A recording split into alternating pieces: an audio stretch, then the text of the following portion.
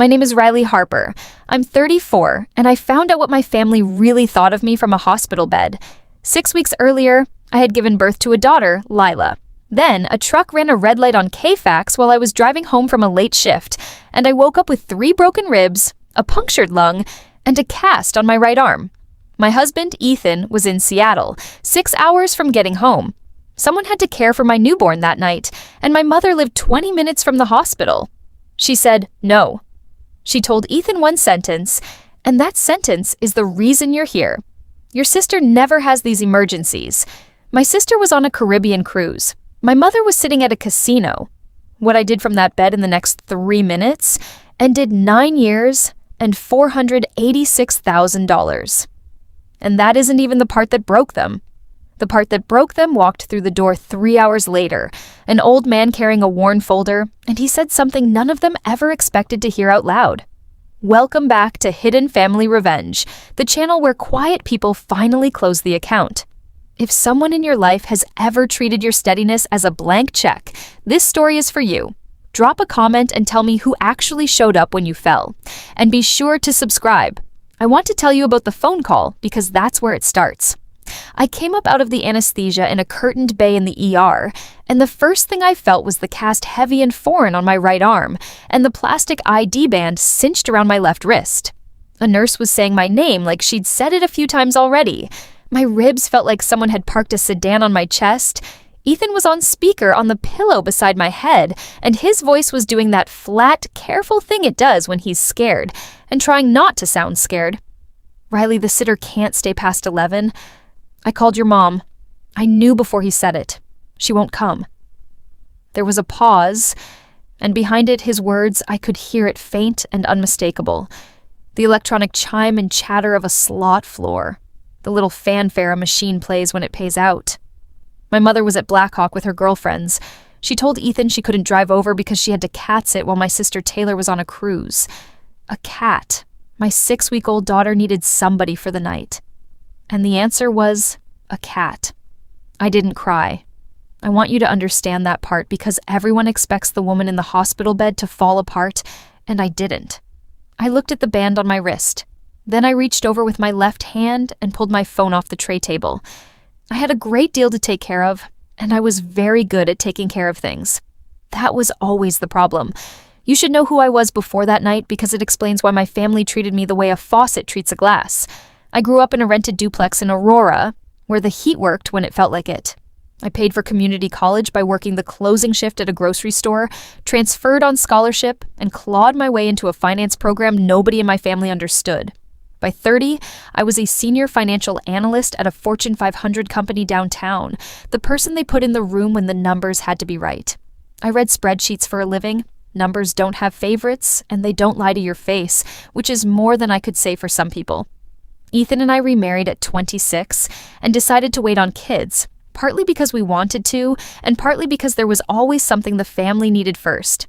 We lived below our means in a quiet way that nobody noticed. 2 incomes, 1 used car, no debt. That's the only reason what I'm about to tell you was even possible. For 9 years, I had been sending my parents $4,500 a month. I never said the number out loud. Not to my husband, not to my sister, not to a soul. I told myself it was for my father's heart condition and the mortgage. I told myself I was the only one steady enough to carry it, and being the steady one had become its own kind of identity. I'm telling you this now so you understand. I wasn't naive. I was responsible to the point of self-erasure. There is a difference. And that night, I finally learned it. The first thing I did was not revenge. The first thing I did was solve the actual problem because that's what I do. With my left thumb, I pulled up the number for a licensed overnight care agency Ethan and I had vetted before Lila was born and never ended up using. A woman answered on the second ring. I told her my name, my situation, and my address in 9 sentences. Calm as a Tuesday, I need a night nurse for a 6-week-old tonight starting now. She asked if the baby was medically stable. She's perfect. I'm the one in the hospital. 40 minutes later, a nurse named Yvette let herself into my house with the code Ethan gave her, washed her hands, and texted me a photo of Layla asleep with her fist against her cheek. I looked at that photo for a long time. The ER nurse beside me watched me set the phone down and asked gently if I had family who could come. "It's handled," I said. "Next." She blinked. People always blink when you don't perform the breakdown they're braced for. I wasn't being cold. I was triaging the way you do when you've spent your whole life being the only adult in a room full of adults. My daughter was safe and warm and watched. My husband was in the air. My ribs would knit. There was exactly one item left on the list that night, one I had carried for 9 years and never once allowed myself to touch. And now my left hand was free and my mind was very, very clear. I opened my banking app. The login screen glowed in the dark bay like a small cold moon. Inside the app, there's a screen called Recurring Transfers, and I had 4 of them. I knew them by heart the way you know a scar. The first was labeled Mom and Dad $2,000 a month. The second said Home, 00 for the mortgage I believed I was helping with. The third said Dad Medical $900. The fourth just said Taylor Support $500, $4,500 on the first of every month for 108 months. I had set the first one up at 25, the night my father called me sobbing about a hospital bill, and I had never let myself add up the total because the total felt like a door I couldn't walk back through. So I made myself look. The app did the math without flinching. $486,000, almost $500,000 gone out of my life, one quiet, automated payment at a time, while my mother told the relatives we managed on our own. I pressed cancel on the first transfer. A green check appeared and a line of text I will remember until I die. Recurring transfer canceled. I pressed the second. Recurring transfer canceled. The third. The fourth. 4 taps, maybe 20 seconds, and 9 years simply stopped the way a faucet stops. I felt no triumph and no grief, just a strange flat clarity, like the moment a spreadsheet finally balances. Then, as I was closing the app, my eyes snagged on something in the transaction history I'd never scrolled to before, a single line item buried under the Dad Medical label from 2 years back. It read, Loan T $40,000. My sister's initial, not my father's surgery, Taylor. I locked the phone and lay there in the dark, listening to the monitor count my heartbeats, and I made myself sit with the question I'd avoided for 9 years. Why had I done it? The easy answer, the one strangers offer, is that I was a pushover desperate for love. That answer is wrong. And if you've ever been the dependable one, you already know why. I did it because somewhere along the way, I had decided that being needed was the same as being safe. If I was the load-bearing wall, no one could remove me. My grandmother understood that about me before I did.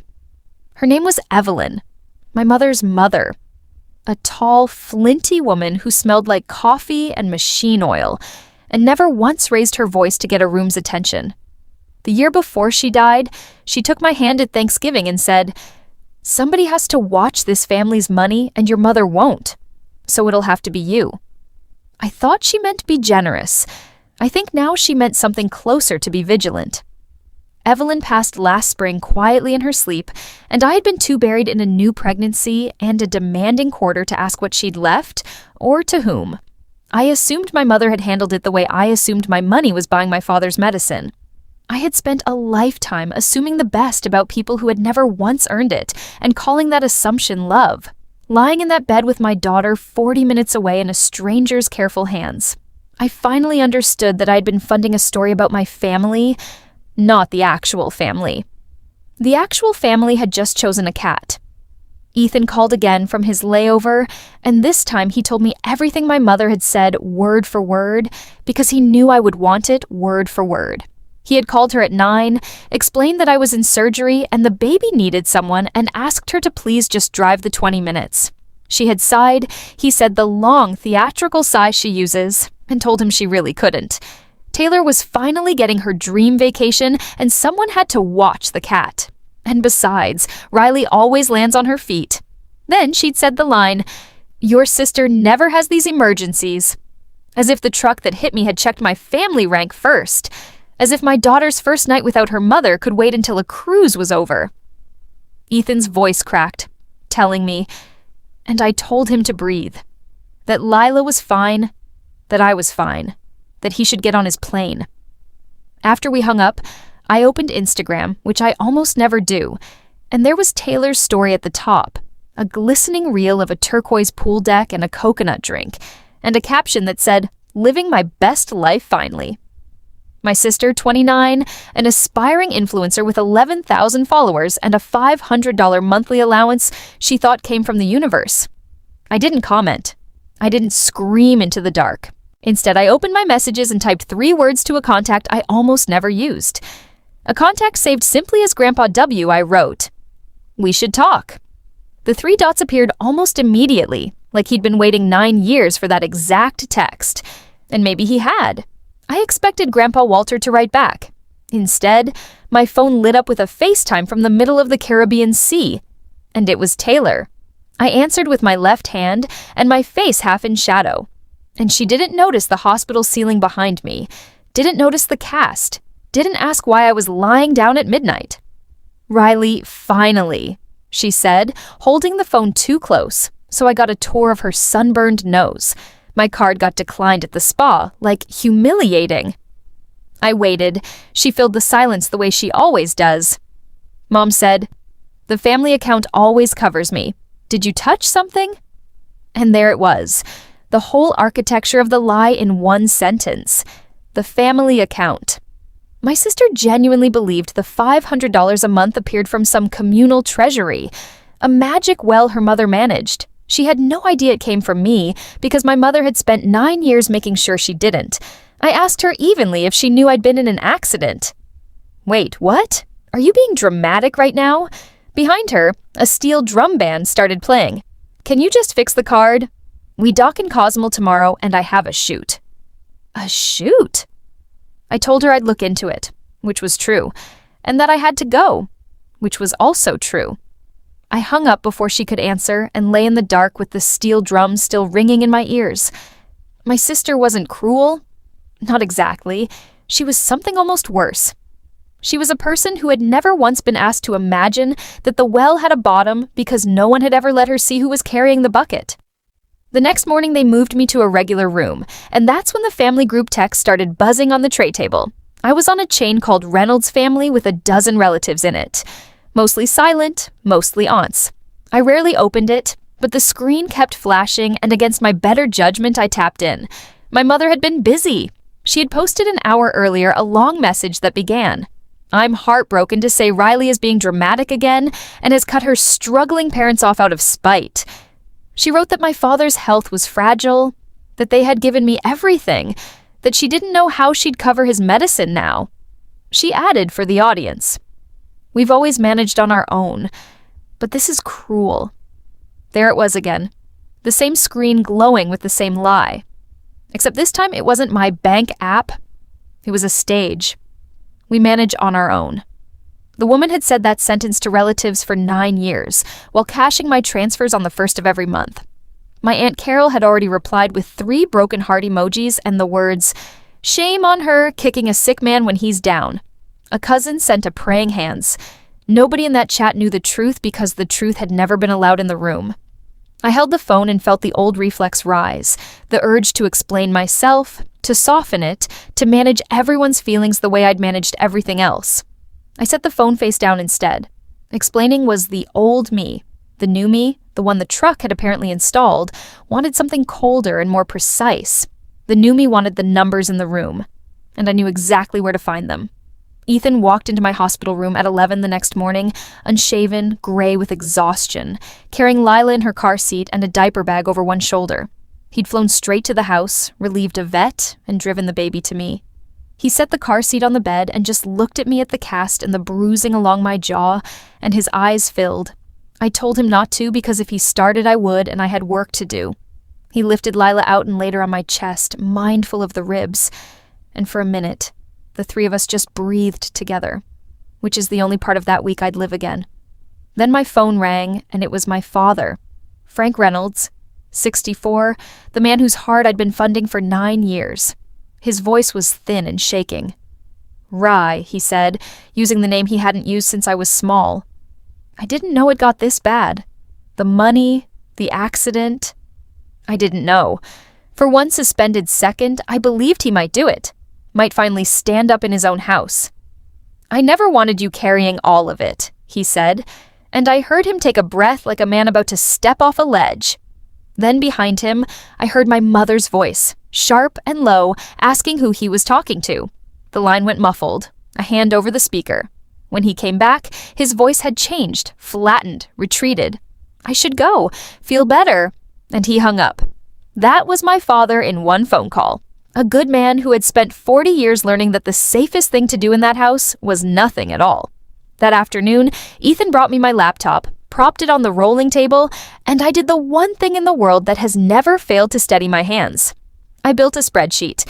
With my left hand and a lot of patience, I logged into my bank, exported 9 years of statements, and dropped them into a pivot table. This is what I do for a company worth billions. I can certainly do it for my own life. I sorted the $486,000 by where it actually landed, and the picture that assembled itself cell by cell was not the picture my mother had painted for the relatives. The mortgage payments I thought I was covering had been made 10 times in 9 years, not 108. My father's documented medical expenses, the real ones, the cardiologist, and the prescriptions, came to about $65,000 across the whole period. So where had the other $421,000 gone? I filtered by withdrawal location and date, and a cluster lit up like a rash. Cash withdrawals, hundreds of them, almost all within a 2-mile radius of one zip code. I pulled up a map. The zip code was Blackhawk. My mother hadn't been visiting a casino that one unlucky night she skipped her granddaughter. My mother had been visiting that casino for the better part of a decade on my dime, while telling a dozen relatives she managed on her own. And a second, smaller stream branched off and ran somewhere else entirely, steady and deliberate. Year after year, I followed it. It led to Taylor. I sat back as far as the ribs allowed and let the numbers say it, because numbers, unlike my family, have never once lied to me. I'm going to give you the exact numbers, because I want you holding them the way I held them, because everything after this turns on them. Out of $486,000, $65,000 could be matched to my father's real medical care. $11,000 had touched the mortgage. That left roughly $410,000 unaccounted for, and it split into 2 rivers. The first river, about $290,000 over 9 years, was cash pulled in small, dignified amounts near Blackhawk, so no single withdrawal would ever look like a problem. The second river ran to my sister around $120,000, including that $40,000 line-marked loan T that had been filed under my father's surgery to hide it inside the only category nobody questioned. A loan she'd never been asked to repay for a sum that it turned out had funded a year of brand building, a leased SUV, and a photographer in Tulum. I printed the summary to a single page on the unit's bedside printer. One clean sheet, the whole 9 years in 12 rows. Then Ethan showed me one more thing. He'd been scrolling the relatives' chat and screenshotted a message my mother had sent Aunt Carol's ago, before any of this, where she bragged, "We covered Taylor's brand ourselves. That's what good parents do. We covered it ourselves." I looked at that screenshot and I looked at my one printed page, and something in me went very quiet and very level. I wasn't going to send an angry text. I wasn't going to explain or defend. I was going to let the paper into the room in front of the same audience my mother had spent 9 years performing for. And then I was going to walk out and never fund the show again.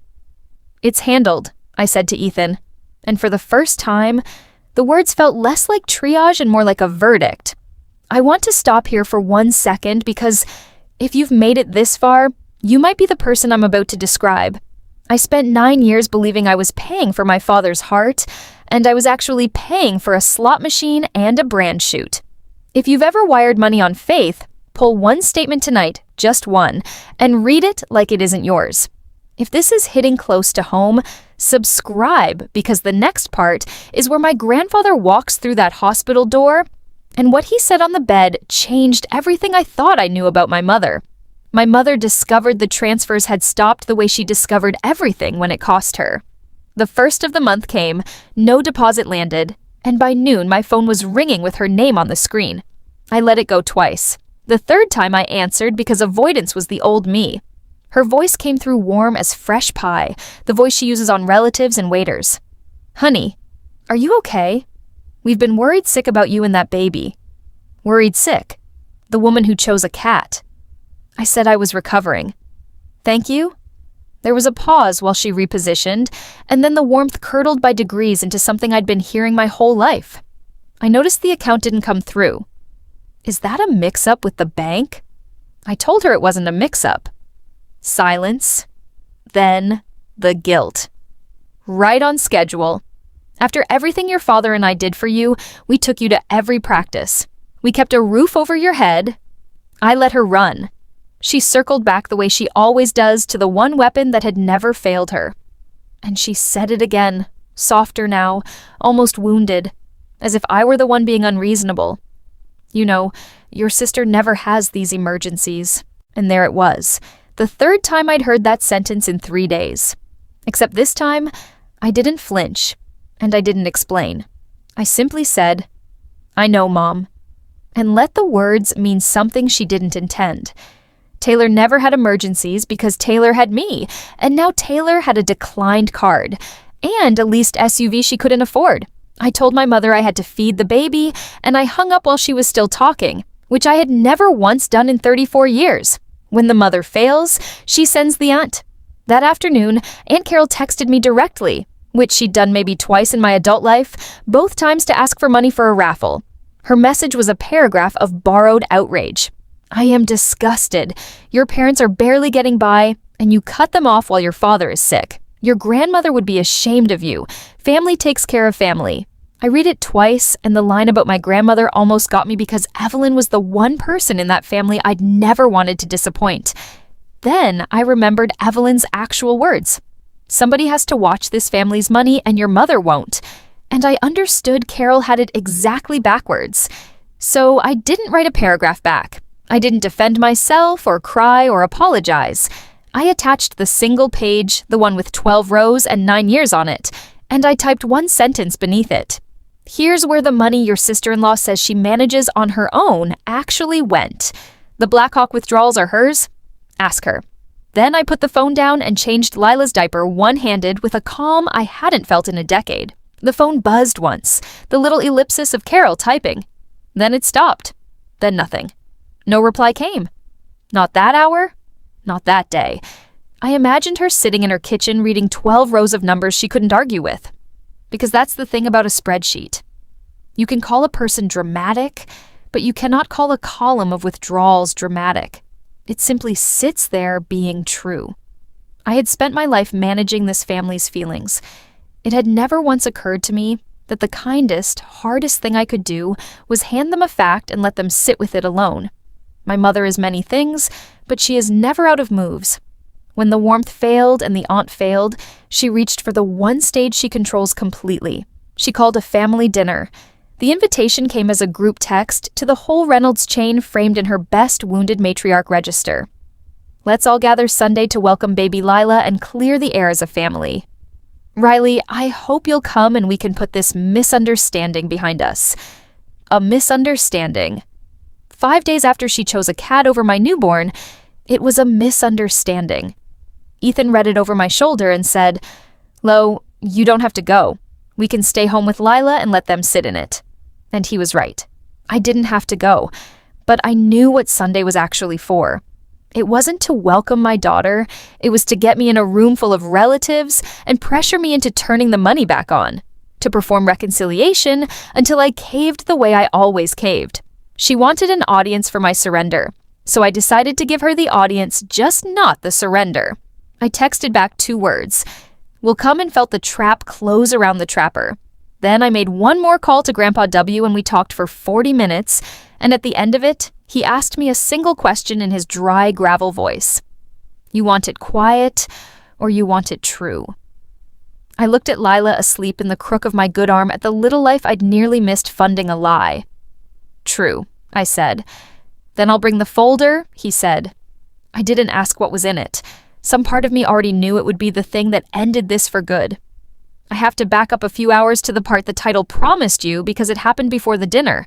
And it's the hinge. The whole story swings on. 3 hours after I canceled those transfers, the night of the accident while Ethan was still in the air, my hospital room door opened slowly and my grandfather walked in.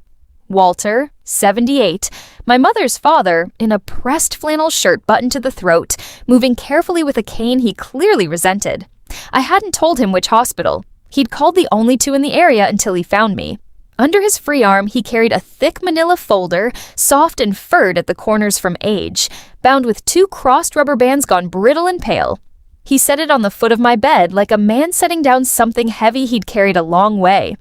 And he looked at me at the cast and the bruises, and his jaw worked. "Your mother said you'd had a fender bender," he said. I drove past 3 exits before I believed her. Then he sat in the vinyl chair, folded his spotted hands over the head of the cane, and said the thing I will hear in my head for the rest of my life. I knew. I always knew. I asked him what he knew. He looked at the folder, not at me. About the money, all 9 years of it. About where your mother's been spending her afternoons. About what she told this family while you bled yourself dry. He tapped the folder once. "Not tonight, though. You've got enough tonight. We'll do this proper in front of everyone where she can't squirm out the side door." And he was right. Some truths only count if they're told in a full room.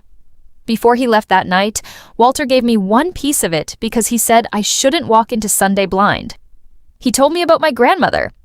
Evelyn, his wife of 51 years, had not simply slipped away peacefully the way I'd been told. In her last year, she'd grown suspicious. She'd noticed my mother's spending, the new car, the casino talk. She didn't bother hiding anymore, and she'd started asking quiet questions about where the family's help was really coming from.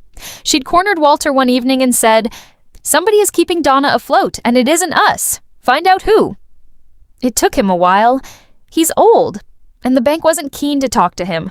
But Walter spent 40 years managing a cattle operations books, and he knows how to follow a number. He found me. He found 9 years of a granddaughter quietly wiring her whole margin into a hole her mother kept digging. Evelyn wanted to fix it before she went. He said she ran out of time, so she did the next best thing. He wouldn't say more than that. Not yet. But he told me Evelyn had spent her last clear months with a lawyer, and that whatever she'd set in motion had her signature on it and his, and that an attorney in Boulder believed it would hold. In this state, Walter said, a trust like the one Evelyn and I made can be set up the way we set it, and it does what we told it to do. He stood, gathered the folder back under his arm, and paused at the door. "She wasn't ashamed of you, Riley. Whatever your mother says Sunday, your grandmother trusted you with everything. That's why she chose you." Then he was gone, and I didn't sleep at all. The day before the dinner, Walter came by the house to check on me, and I asked him the question that had haunted me my whole life. Why, Taylor? Why had my mother spent 30 years treating one daughter like a prize and the other like a utility? He was quiet for a while, turning his coffee cup.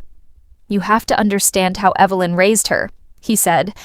And I braced because I loved Evelyn and didn't want her complicated. Evelyn was a hard woman. Fair, mostly, but hard. And she had a favorite, and it wasn't your mother. It was your Uncle Danny. God rest him. Donna grew up being the one who managed things while Danny got the love. I felt the floor tilt because I knew that role. I had lived that role. "So when Donna had you," Walter went on, "and you turned out steady and quiet and capable, just like she'd had to be, something in her couldn't stand it. And when Taylor came along loud and needy and bright, Donna finally got to be the mother of the favorite instead of the forgotten one. She got to do for Taylor what nobody did for her." He set the cup down. "It's not an excuse. It's just the shape of it." I sat with that. My mother wasn't a cartoon villain twirling a mustache. She was a woman who had been the unloved load-bearing wall in her own mother's house, and instead of breaking the pattern, she'd handed it down to me and crowned my sister in her own image. The casino, Walter said, was the only place she ever felt like she might win something she hadn't had to earn by being useful. I understood her completely, and I was still done. That night, I decided exactly what Sunday would be and what it would not be. It would not be a screaming match. I had watched my mother win 1,000 screaming matches. She is a virtuoso of volume, and the moment I raised my voice, I would be handing her the role she wanted, the hysterical, ungrateful daughter with a dozen witnesses to confirm it. So, I would not give her noise. I would give her paper. Here is the asymmetry I want you to notice because It's the whole key. My mother's only weapons were words, lies told warmly, and guilt delivered on schedule, and a story performed for relatives. My weapons were a single printed page, a screenshot in my husband's phone, and a folder in my grandfather's careful hands. She would shout. I would set down documents. She would perform. I would let the numbers be witnessed. She traded in feeling, and I would answer, in fact, in front of the exact audience she'd assembled to shame me. I told Ethan the plan in the kitchen while Lila slept. I'm not going to argue with her, I said. I'm going to show up, set it on the table, and let the paper talk. He asked if I was sure I could stay calm knowing her. I thought about every dinner I'd swallowed, every check I'd sent, every time I'd managed her feelings instead of stating a fact. I've been calm my whole life, I said. Someday I just stopped being silent, too. Those are different things. And it had taken a truck and a cast and a grandfather with a folder to teach me the difference. I packed the one printed page in Lila's diaper bag beneath the wipes where nobody would think to look. Taylor flew back from the cruise on Saturday and called me from the airport, and the call told me everything about how little had changed in her world while mine had been rebuilt from the studs. Okay, so the cruise was kind of ruined, she announced.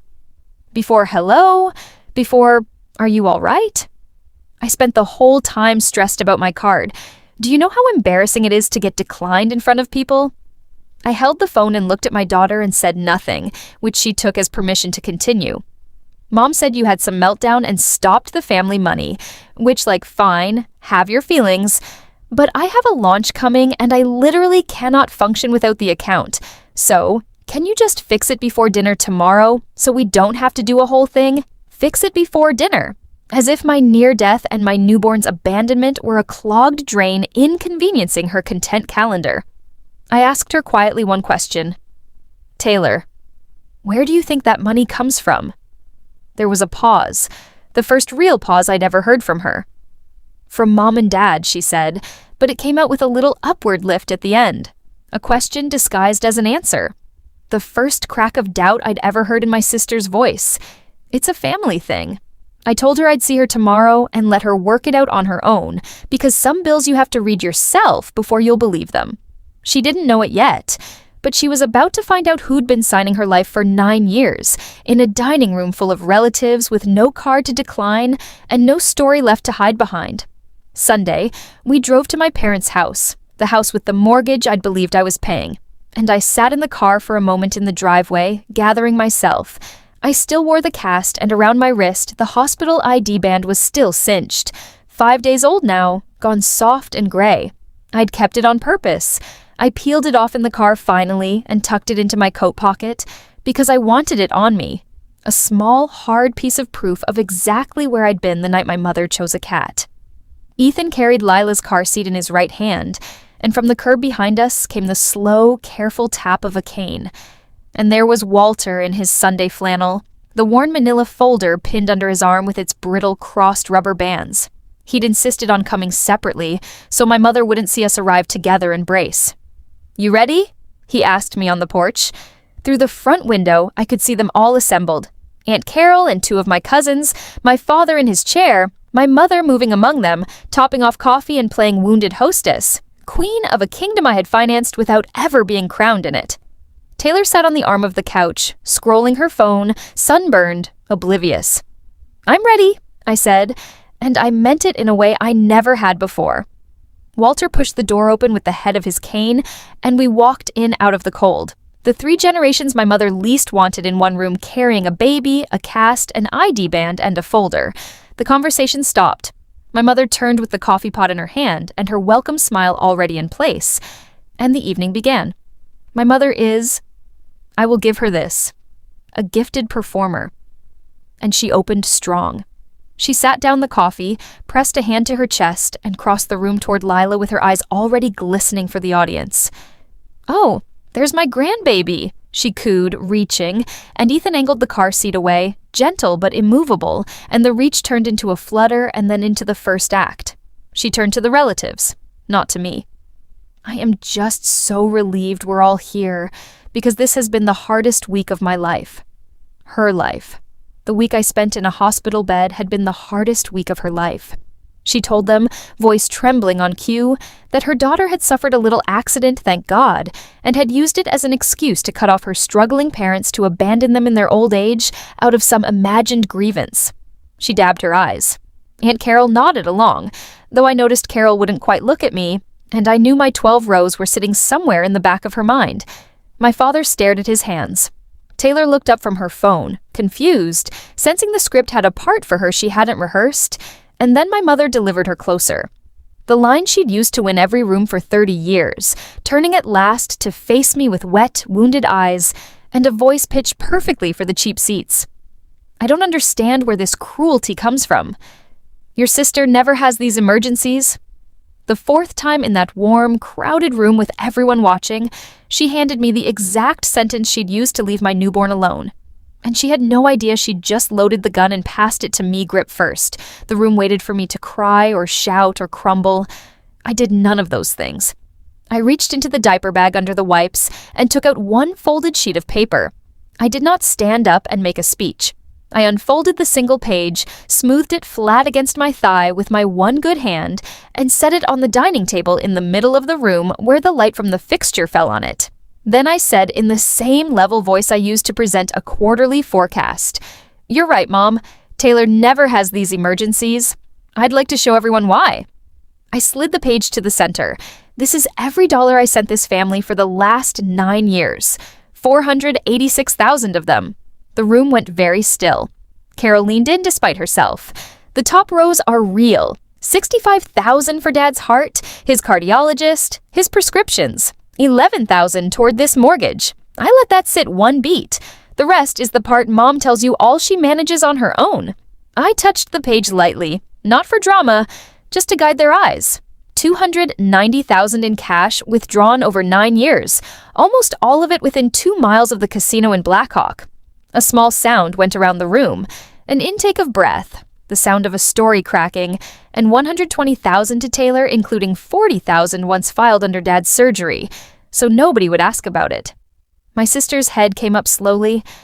"That's where your card money comes from, Tay," I said gently, because none of this was her fault first. It came from me. It always came from me. My mother's performance had had nowhere to go.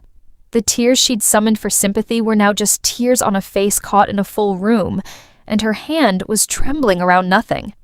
I looked at her and did not raise my voice even a little. "It's handled," I said. 3 days of grief and 9 years of silence had compressed into 2 words, and they landed in that room like a gavel.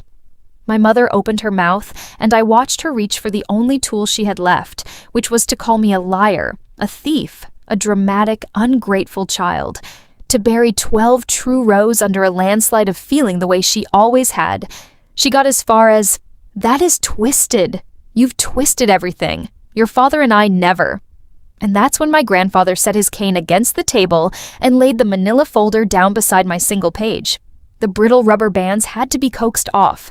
They'd been on so long they'd left grooves. He opened it with the unhurried hands of a man who had waited a year for this exact moment, and he spoke for the first time since we'd come in that dry gravel voice that somehow filled the room more than my mother's tears ever had. I knew.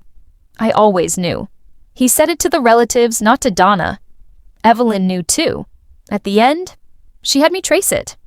He drew out a stapled document, thick official, a Boulder law firm's name on the cover page. "This is your grandmother's trust and mine. Last spring, Evelyn and I moved most of what we had into it. The land, this house, which sits on our parcel and always has the accounts. He said it where everyone could see. It does not go to Donna. Donna doesn't manage a dollar of it." He looked at my mother then, and there was no cruelty in it, only a tired final clarity. "We left it to Riley and to the baby. There's a fund for Lila's schooling. The rest is in trust, the way Evelyn wanted, where it can't be gambled away." He tapped the cover. "My attorney says it stands. We made good and sure it stands." My mother's face did a thing I'd never seen it do. The wounded matriarch mask simply fell off, and underneath was raw panic because the house she was standing in, the kingdom she ruled, the story she'd told for 30 years, had just been handed in a stapled document with 2 signatures to the daughter she'd left in a hospital bed. The room did not look at me, The room looked at her. What happened next is the part people always hope will be an apology, and it never is. And I want you braced for that the way I wish I had been. My mother did not say she was sorry.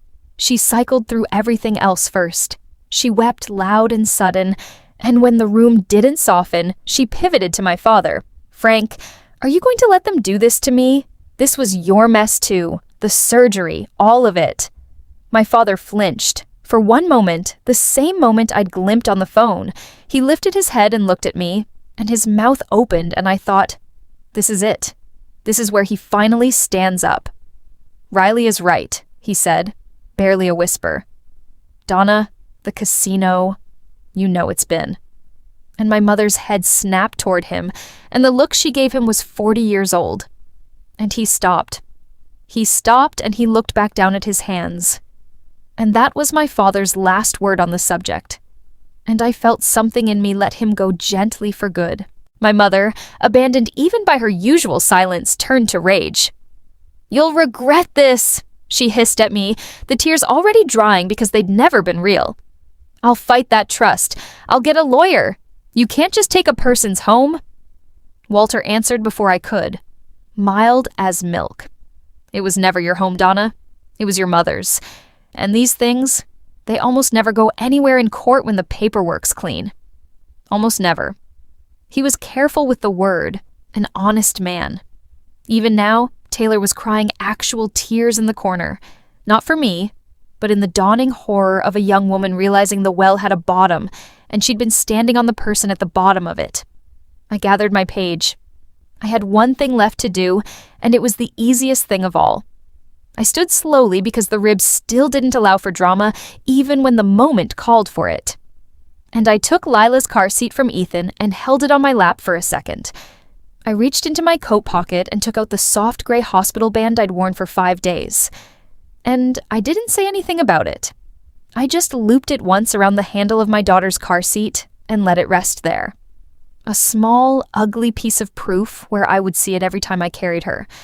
Not the bank app, not the spreadsheet, not the folder. That little band was the whole story.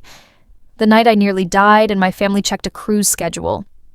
My mother was still talking, threats sliding into please now. "Riley, honey, we can fix this. We're family." But her voice had stopped being able to reach me. The way a song stops when you finally leave the room it's playing in.